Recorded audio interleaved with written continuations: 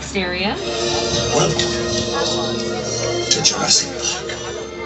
That's right, we're going to take you all back in time as we take a look at some of the picture cars, props, and set dressing pieces that were used in the first 3 Jurassic Park productions.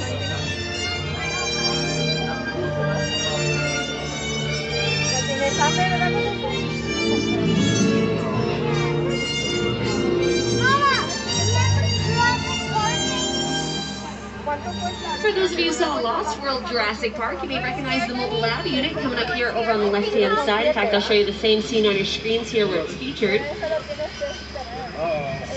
So this mobile lab unit, just like that tank from Transformers, it is also made out of a lightweight wood material. Looks like it's being dragged off the edge of a cliff by that angry Mama T-Rex.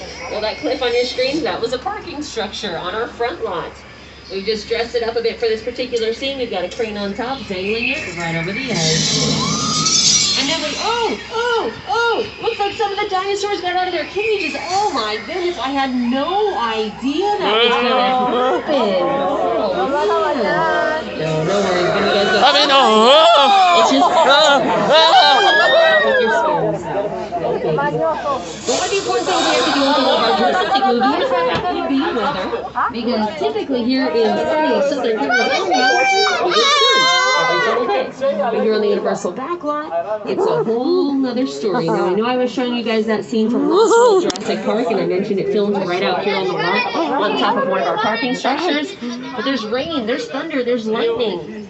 So they've added these weather effects to definitely intensify this already very scary scene. But we've got the rain effects, so that's going to be CGI, computer-generated imagery. Those thunder effects, that's going to be added in post-production.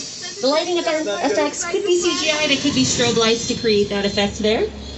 And since we're still on that topic of weather, I'm actually going to go ahead and bring up America's favorite weatherman, Mr. Al Roker, to give us all the forecast so we can see what sort of weather we should expect here on the Universal Backlot. Everybody, here's today's forecast for the Universal Backlot. It's going to be sunny and dry in 6 Points, Texas. Cool and cloudy and really good. Expect snow and sleet on New York Street.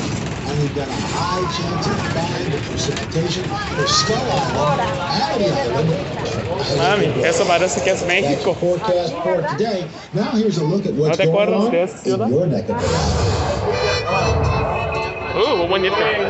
You recognize our old Mexico location from productions like Nacho Libre, Three Amigos, a Lady Gaga music video. And it looks like we do some scattered showers over on the left-hand side.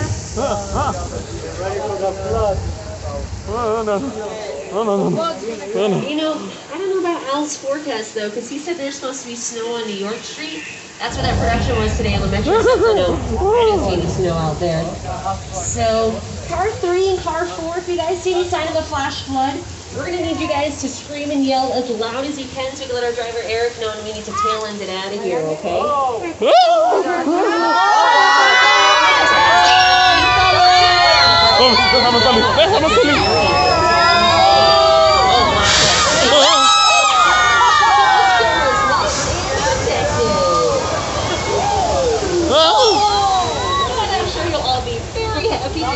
That flash flood it's on recycle water. We recycle it right back up to the very tip top of that hill. And we just saw flash flood up close personal. You may also recognize that location if you saw this movie, Big Fat Liar. You can't outrun a wolf, kid! Yeah, we'll see about that.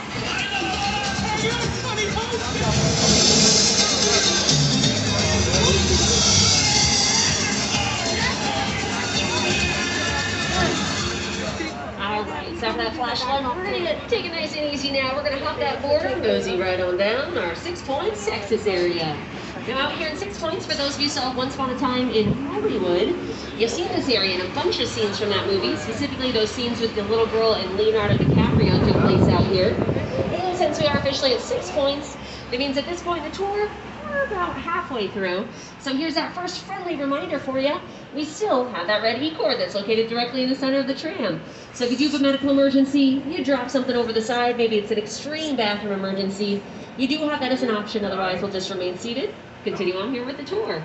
And something you may notice around us here today, door frames, and they are all different sizes. That is done on purpose because a few of our Western cowboys were a little on the shorter side. So what we would do is we would stand those shorter cowboys up in front of one of the smaller door frames. That way they would appear bigger, brawnier, stronger. And then maybe that female co-star, maybe she was a little taller. So maybe they cast someone like me. I'm almost 6 foot. Not quite, almost there. What they do is they'd stand me up in front of one of those larger door frames. That way I would appear a little more petite, a little more vulnerable, in need of saving, if you will. And it makes sense that a lot of our cowboys would be on the shorter side because back in the day with a lot of our Westerns, we were really looking for folks who knew how to ride horses. So we would end up recruiting a lot of horse jockeys. Typically, those gentlemen are going to be smaller in stature, so definitely makes sense. Over on the left, you may notice our lovely Park Lake location. Beyond that, a few of our newest sound stages, including 24 and 25. That's where The Voice has currently been filming. But our Park Lake area, for those of you who are my horror fans on board the tour, maybe you recognize that area as the Black Lagoon. From Creature from the Black Lagoon. It was also the ocean in McHale's Navy. Basically, we used a bunch of miniatures, did some nice close-up shots, so at home you believed you were filming on the ocean, when in reality, right out here on the Universal backlot. Looks like up next, guys, looks like we're actually about to take you over to our little Europe area, so hopefully you guys brought your passports. But no, for this area, a really neat location, especially if you are one of my fans of The Good Place. Welcome to The Good Place, at least for those exterior shots for that show. In fact, I know I showed you guys this clip a little earlier. I'm going to replay it up on your screens here as we drive on through, just so you can see what these sets look like when they're fully dressed on your screens versus what we're about to see here today. Maybe you never watched The Good Place, though. No worries, maybe you're one of my Disney fans on board the tour. You may recognize this area as Genovia from Princess Diaries 2, A Royal Engagement. It's where they held the princess parade for the royal wedding. It was also featured, and if you guys remember in the late 90s, Disney did a revamped version of Cinderella starring Brandy and Whitney Houston. They used our little town center area for that production. And then Disney's Pirates of the Caribbean. They filmed a bunch of scenes out here for that production as well. And again, maybe you're not a Disney fan. No worries, back to my horror fans. This is also the birthplace to the monster movie with those classic films like Frankenstein, Dracula, The Wolfman, The Bride of Frankenstein, The Mummy, The Hunchback of Notre Dame, The Invisible Man. All those classics filmed out here in Little Europe. Which is why I also mentioned at the very beginning of the tour, right now we are prepping for Halloween Horror Nights. We really do take scaring very seriously here at Universal since we are the birthplace of the monster movie. In fact, we have officially announced a few of the mazes so far. One of them is The Bride of Frankenstein Lives, so that's kind of a nice homage to our monster movies. The Haunting of Hill House is happening this year based on the Netflix series, so that's the one I'm really stoked for. We've got Texas Chainsaw Massacre happening, and then they're bringing back two mazes that we've had in the past. But we've only had them once before. So we've had Pandora's Box, which if any of you guys remember that one from like, gosh, I think now 2 years back. Pandora's Box was honestly one of the scariest mazes that we had because you didn't know what to expect, what was going to pop out of Pandora's Box. Who knows? But that's what made it so scary. And then The Exorcist, that's going to be another one of our mazes. So they're still announcing a few more attractions for that. But we are just briefly passing by our set for the show Home and Family over on the left there, that nice house.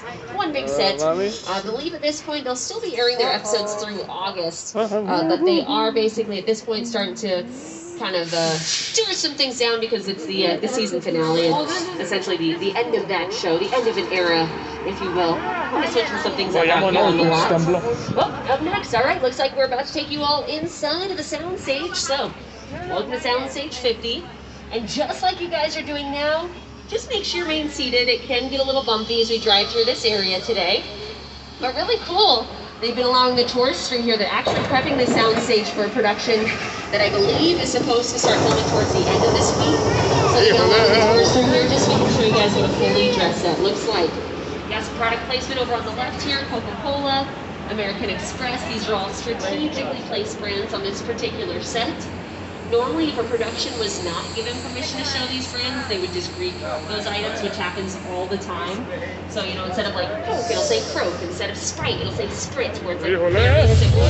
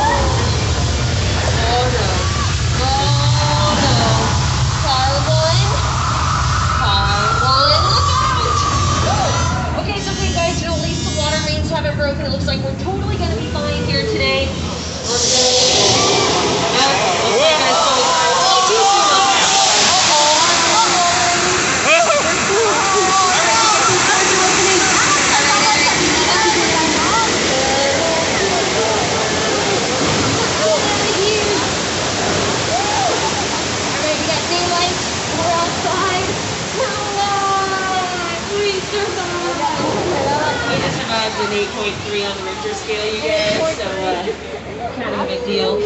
You may realize about halfway through that animation, we're not actually prepping that sound stage for any sort of production today, but the area has been used for filming in the past, like in this episode of Bones.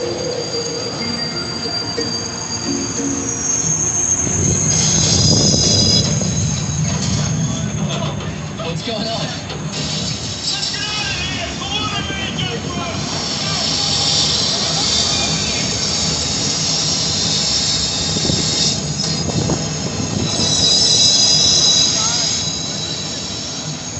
Alright, so I know earthquake back there is a little traumatic for some of us, so we're going to make it up to you guys. We're about to take everybody on a nice little day.